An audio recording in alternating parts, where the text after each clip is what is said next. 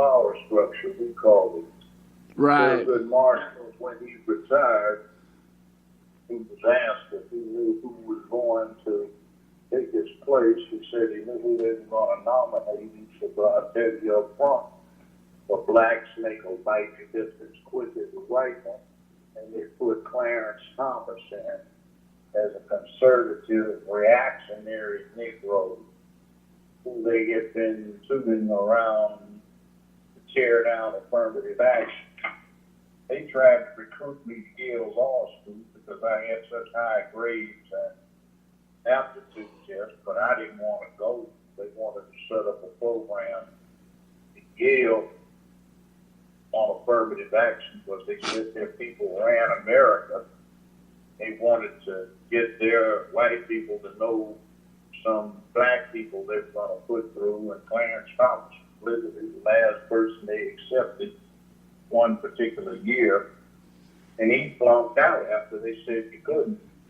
So he went around all over the country touring, talking against affirmative action after he messed up on his first year in law school, and then a conservative white professor said, oh, I made a mistake. It wasn't a D, it was a B. So they let him back in, and then every summer they would send him around talking against affirmative action. He got sworn in without having to take the bar because he went through Yale. He worked in the tax office of the state attorney general's office. He did no tax work, where they just took him around the country talking against affirmative action.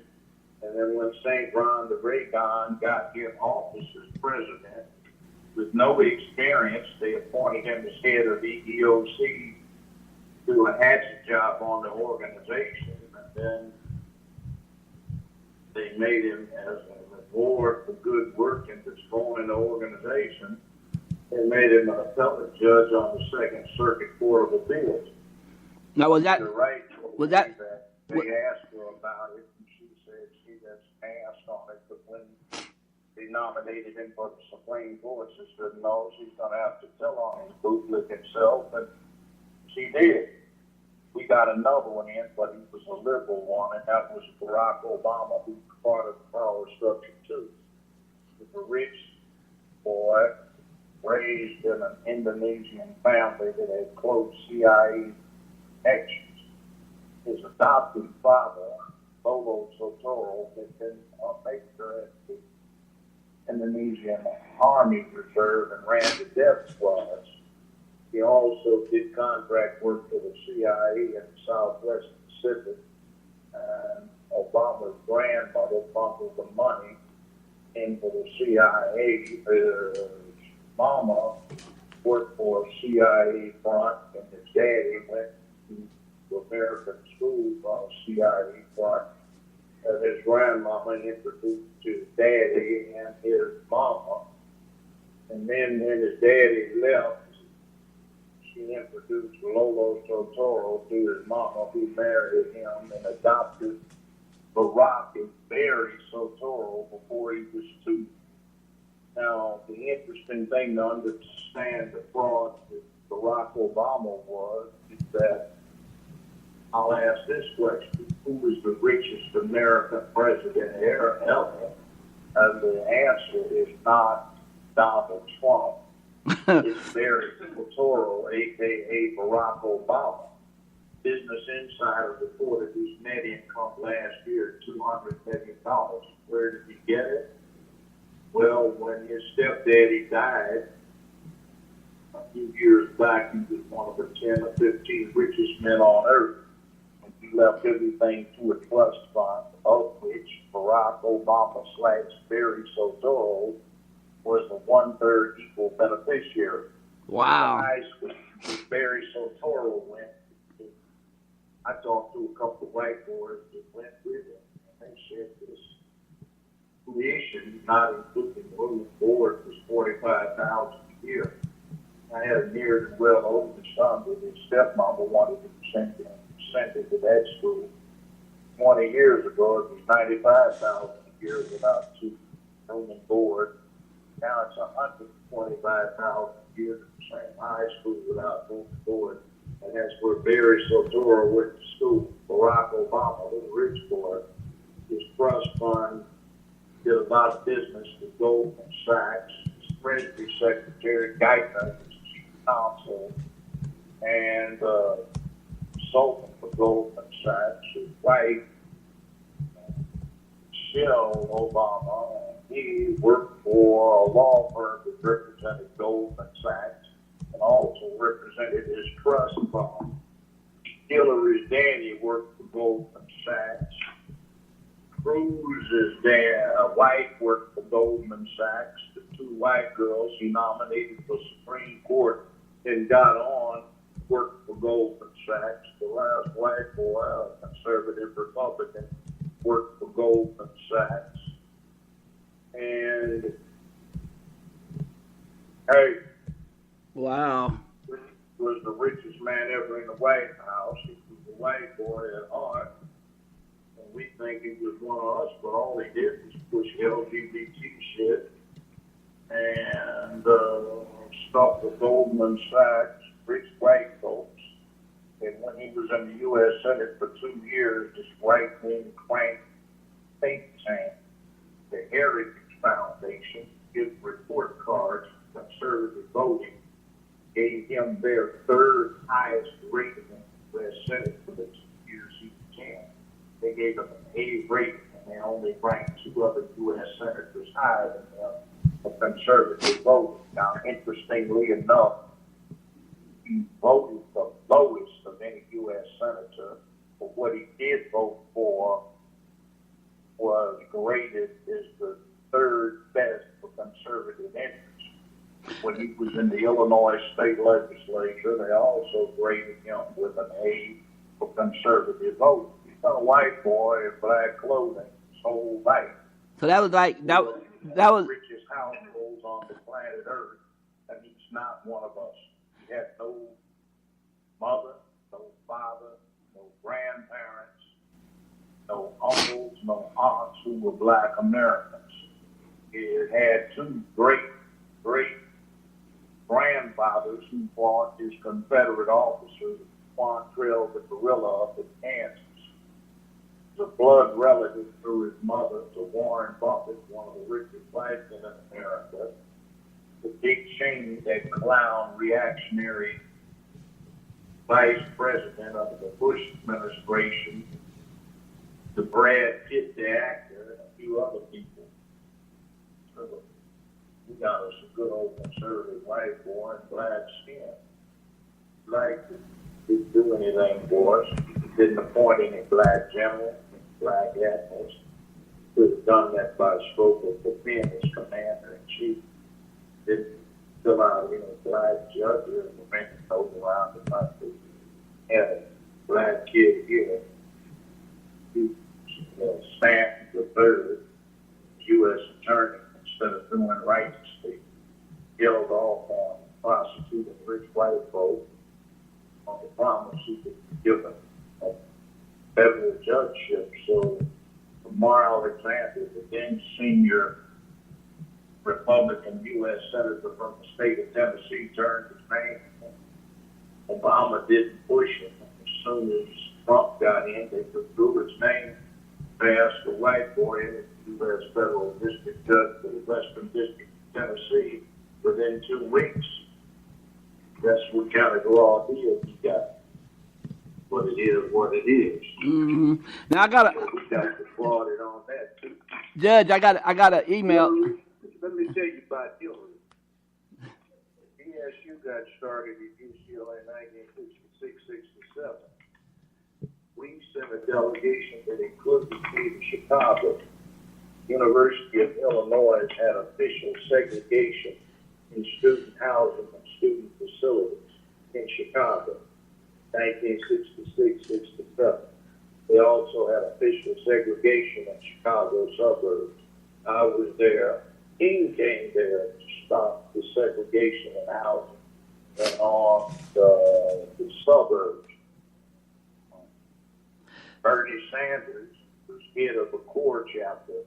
We went and bailed him out of jail because he went to jail trying to end segregation, student housing, student facilities, and in the suburbs. Meanwhile, the Goldwater girls who had been campaigning for that racist Barry Goldwater in 1964 when she was in high school. I'm a little older than her. Hillary Reitman. This is Oklahoma's #1 Christian internet radio station.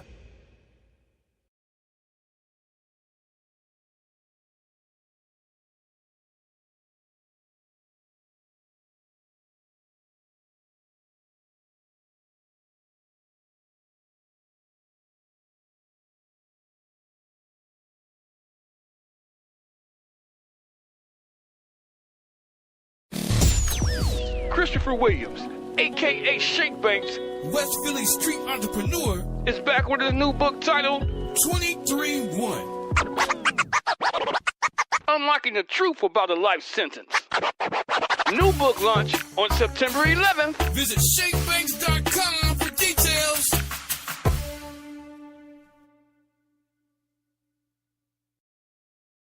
If you've ever dreamed of being a musician, a rapper, a songwriter, or beat maker, then now is the time to make your dreams come true. You can learn to take your passion for music to the next level with online classes taught by the Prophet X.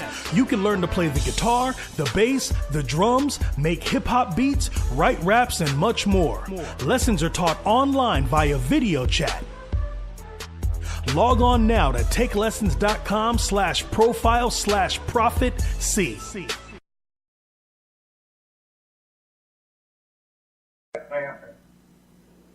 He had a black daughter-in-law. Don't have any grandchildren. You understand this pretty good. The whole legacy goes to your grandchildren. And McCain had black grandchildren, blacker than that slime ball Barack Obama, Barry Soetoro.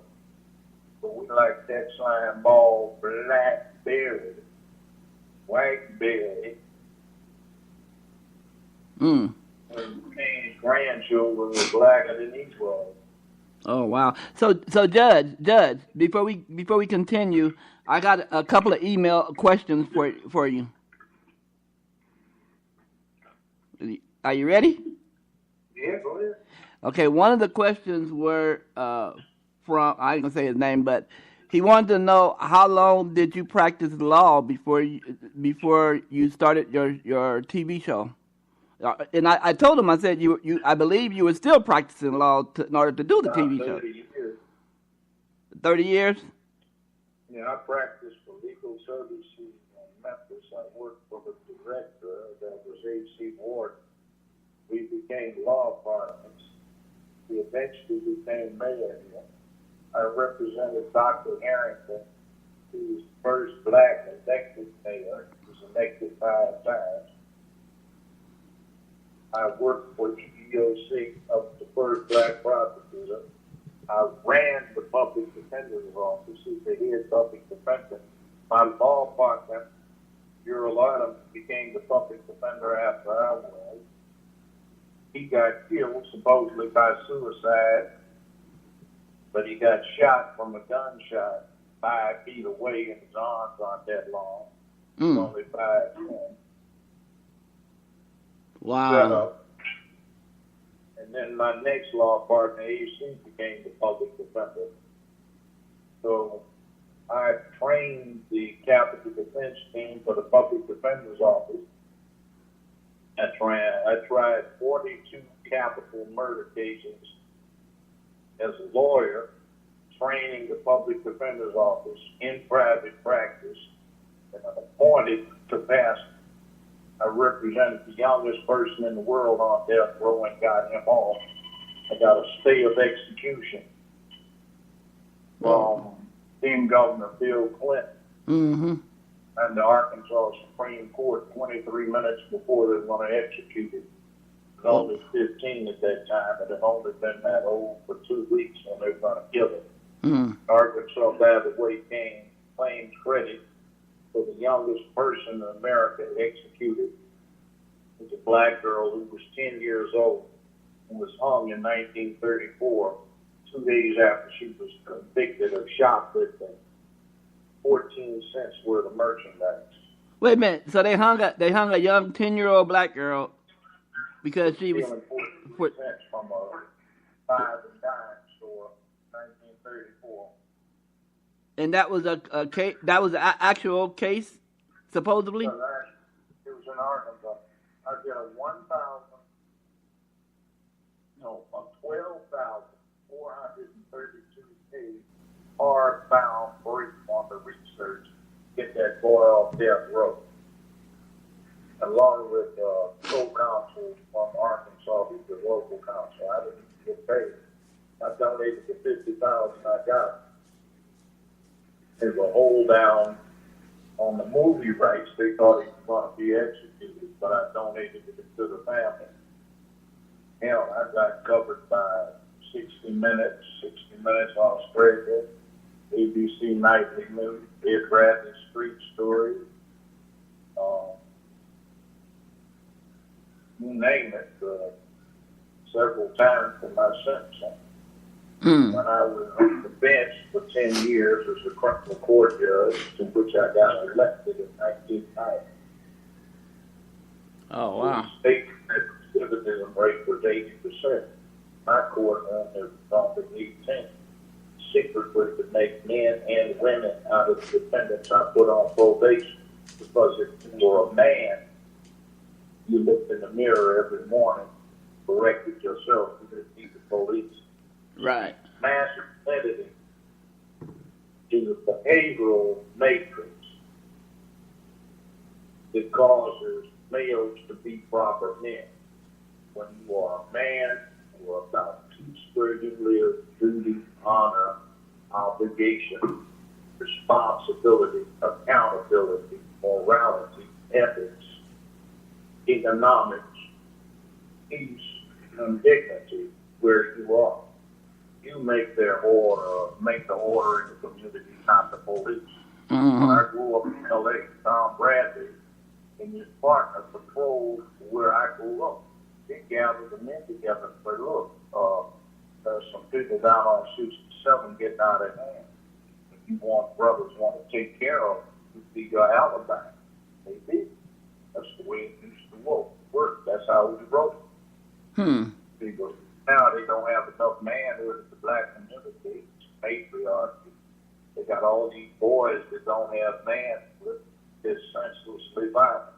That's why these crazy white folks get shoot up always in RTs, because they don't have any manhood.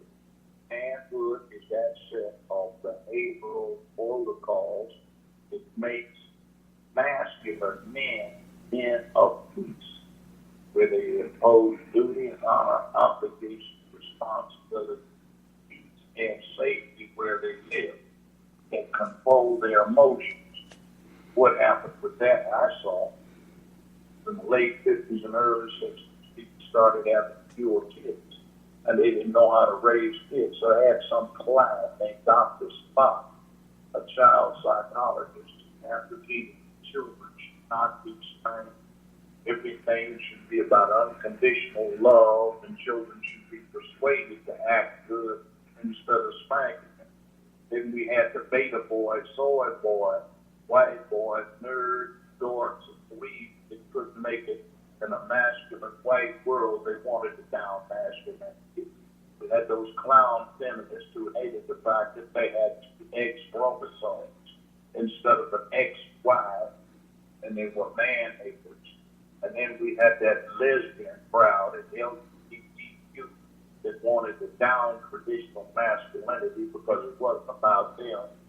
We had some crazy crap that came out of the non-war that said war is a man thing, and the way to stop violence is to raise boys like they're girls, so they become emotional, and let it all hang out and cry and shout, instead of being so uptight and under personal control like men about duty, honor, country, obligation, and responsibility. And see, women vent emotions immediately, so the way to keep war from happening is to bring boys to vent emotions immediately like girls do. And then the communities became matriarchy because those women of ill repute got left behind because they'd rather flat back and get a bigger check by getting knocked up and they didn't know how to raise boys. If you ask them, they said, what good's a man for anyway? But 50% of their children were boys, and if they didn't know what men were good for, how were they going to raise their sons to be men? So the communities went to hell. They became matriarchies. The boys didn't get raised like they're violent as hell, just like these clown punks are that go off in the hallways and in the arcades. See, you take these boys and say, they should be protected from bullies. It's the obligation of parents, police, and the teachers to stop bullying. No, you can't be a man unless you know how to handle a bully. You grow up without knowing how to handle a bully, you're a punk. And you'll be bullied for the rest of your life. What's that? I said you'll be bullied for the rest of your life. Yeah, that's right. They can't handle it. But see, that beast, the apex predator on the planet Earth, the thing that kills better than any other animal, that kills all these other animals that have to be protected because they are endangered. They kill themselves. Kill themselves as well as they kill animals. See, if you don't give them the masculine man trait,